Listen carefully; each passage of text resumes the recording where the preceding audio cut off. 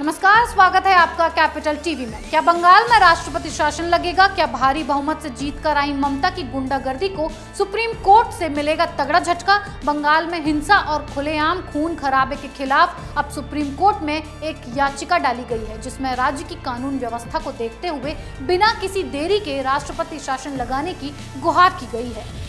ममता बनर्जी एक नई मुसीबत में फंस गई हैं। अब सुप्रीम कोर्ट में पश्चिम बंगाल में राष्ट्रपति शासन लागू करने की गुहार लगाई गई है। ये याचिका पश्चिम बंगाल में चुनाव के बाद हुई हिंसा के मामले को लेकर की गई है।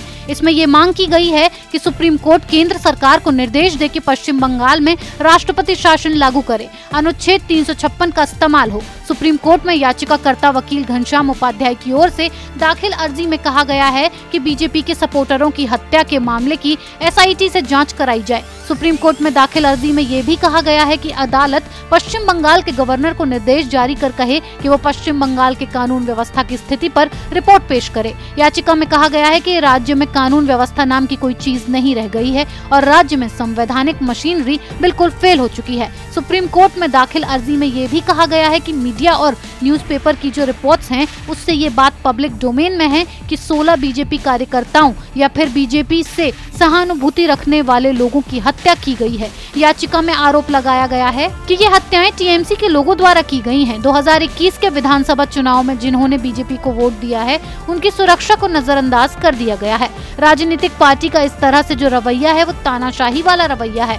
सुप्रीम कोर्ट से गुहार लगाई गई है कि वो केंद्र सरकार को निर्देश जारी करे कि वो अपनी ड्यूटी पूरी करे और अनुच्छेद 356 का इस्तेमाल किया जाए और राष्ट्रपति को पश्चिम बंगाल में राष्ट्रपति शासन लगाने की सलाह दें। नोट करने वाली बात यह है कि एक अन्य याचिका पर मंगलवार को सुनवाई के दौरान सुप्रीम कोर्ट ने पश्चिम बंगाल सरकार से जवाब दाखिल करने को कहा है। उस याचिका में पश्चिम बंगाल चुनाव मतगणना के बाद 2 बीजेपी कार्यकर्ताओं की हत्या के मामले में CBI जांच की मांग की गई है। याचिका में कहा गया था कि बीजेपी कार्यकर्ता अभिजीत सरकार और हरेन अधिकारी की कथित तौर पर हत्या कर दी गई थी। पश्चिम बंगाल चुनाव के बाद जैसे ही चुनाव परिणाम आया, उसके बाद ये हिंसा भड़की थी।